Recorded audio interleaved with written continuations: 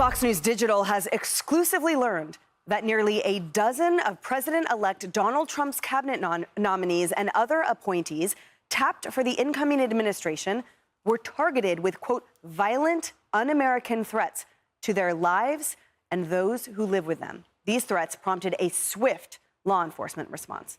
Hello, everyone. This is Outnumbered. I'm Emily Campagno, and joining me today, Julie Banderas, Fox News anchor, Dr. Nicole Saphier, Fox News contributor and board-certified physician, Nicole Parker, former FBI special agent and Fox News contributor, and David Webb, Fox News contributor and host of The David Webb Show on Sirius XM Patriot. Now, Peter Doocy is at the White House right now, live with the details. Peter.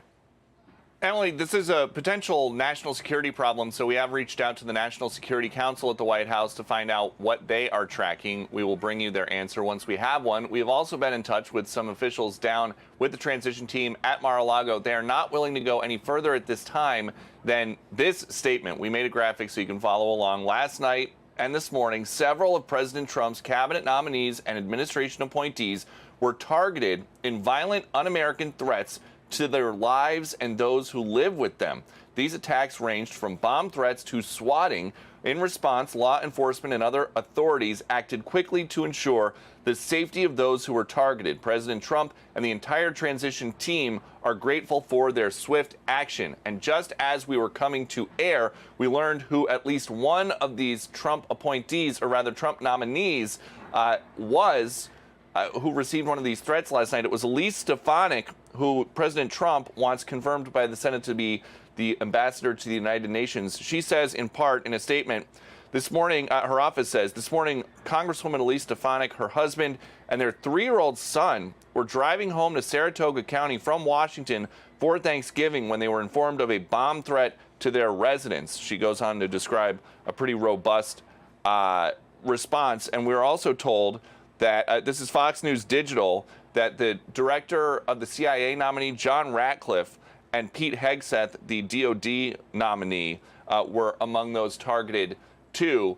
Keep in mind, these are all private citizens right now who are up for big jobs in the future. And once somebody takes over the Defense Department, say, they would have Pentagon police. Once somebody takes over the CIA, they would have CIA police. But right now, they are private citizens living in their homes preparing for confirmation hearings. So they don't have security details per se to deal with something like a swatting incident where the police show up because of an erroneous, with guns drawn potentially because of an erroneous tip that there is some kind of violent action happening. So we will bring you more names as we have them, as well as the White House response as we have it. President Biden is vacationing in Nantucket at the moment. We don't know if he has been briefed yet. All right, Peter Doocy, thank you. We hope there are no more names, and we hope that the message coming out of the White House while on vacation is one of support for the protection of these appointees, certainly. All right, good thing we have the experts on the couch today. Perfect timing. Nicole Parker, break down the analysis. So as Peter pointed out, these guys are not yet under the protection of Secret Service and the like. What are they looking at? What will the response be? And how can we ensure their safety? Okay, first of all, that's an extremely good point, because when you are a sworn-in individual, then you have the protection. They do not have that right now. So having worked on FBI Miami's Violent Crime Fugitive Task Force, I can tell you that I have worked, these types of threats, bomb threats, threats to life. I certainly hope that the FBI is getting in there immediately and looking at this, because I can tell you basically any threat crosses state lines. Therefore, it could be a federal jurisdiction. The FBI should be all over this. And no one should have to live in fear because they have been asked to serve their country. That is reprehensible. It is un-American. And there can be no tolerance for this. And it must be nipped right now so that those out there think this is not going to be tolerated, and they have to locate who these individuals are, and they need to be facing consequences and accountability. Threats are not okay. And again, the FBI is fully capable of tracking these people down. We used to do it all of the time, and I sure hope that they bring them to justice soon, and this does not continue. So just to clarify, would the FBI then be tasked with protecting these individuals, or this is they're there to identify who's making the threats only?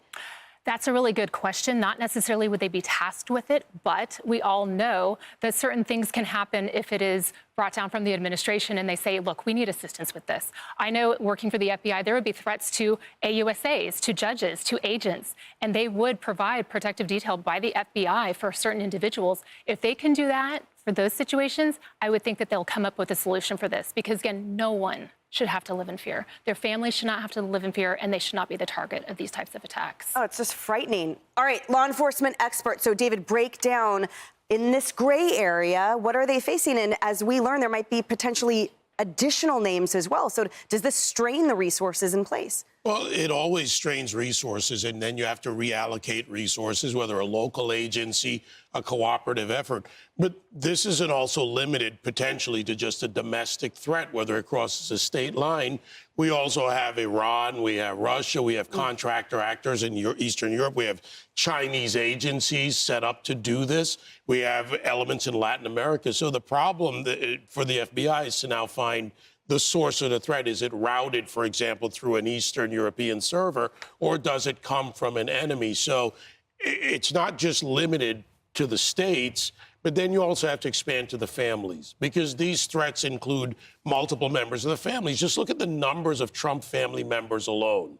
Or look at these families. We have 4 or 5 members, a kid going to school. You never know until you dig in further. And that's where not only FBI, but intelligence comes into play. We have intelligence gathering services. They should be tracking what's going on around the world on a moment-by-moment basis, looking for chatter, looking for anything that indicates that this is some other type of threat. Yeah, and again, as we transition to these official offices or through the confirmation process, Julie, the reality is frightening in that there isn't an already that structure in place. And I'm just thinking about, as you know, President Trump-elect has really amassed this Avenger squad. We know in a moment it's going to be mess around and find out. But in the interim, I am frightened and want to make sure that our future Avengers are protected now. Yeah, I think we need to talk about why this is happening. This is all due to the angry vitriol that came from the Democratic Party during the presidential election. They have painted the Republicans with such an evil stroke to convince a lot of people who are ignorant, they're uninformed and uneducated, that the Republican Party is the devil, and that if you are around a Republican, they hate you, they hate anyone who's of a minority status, they hate women, they don't want women to have rights, they want to deport every single illegal immigrant in this country. Not true. They're focusing on criminals. So they've been fed so much BS, and that is why this is happening. And the Democratic Party is 100% responsible for these threats. They need to come out and actually speak up. I'd like to hear from Kamala Harris. Kamala Harris loved to talk about the hate against the Palestinians during the war, right? Why doesn't she come out and say, look, anyone out there who's trying to target a Republican, especially someone who is running for office, it is absolutely unacceptable. I guarantee you we will not hear a word from the vice president or the president on this while he's vacationing in Nantucket. Yeah, such a great point, because we went through this, Doctor, with 2 horrific attempted assassinations of now President-elect Trump. And while at the moment it seemed to foster a call for unity and a tamping down of that rhetoric, it seemed to then just foment once again right after. This is exactly the right time to have the administration come out and say, we do not support this. The Biden administration constantly said that they were for unity and they wanted to bring Americans together. And so that shouldn't stop just because they lost the election. You guys, glossed over it briefly, talking about the resources that are wasted with these threats. These threats are being made by cowards. But the thing that they're doing is they're un-American, but they're un-American in the sense that the only people who are really getting hurt here are Americans, and your citizens are getting hurt here. Each time they call out for those swatting, that's about $10,000 to taxpayers to cover that. Not to mention, we already have longer than normal response times for EMS and emergency services. This week, Thanksgiving week, is one of the busiest weeks in the year for emergency services. So you have people at home having heart attacks and strokes, and they're not going to get their ambulance because you have these cowards at home who are trying to upend our democracy. And this is the true threat to democracy. Well, as we learn more, we will certainly keep you apprised of all developments of these violent threats to Trump nominees. So just stay with us.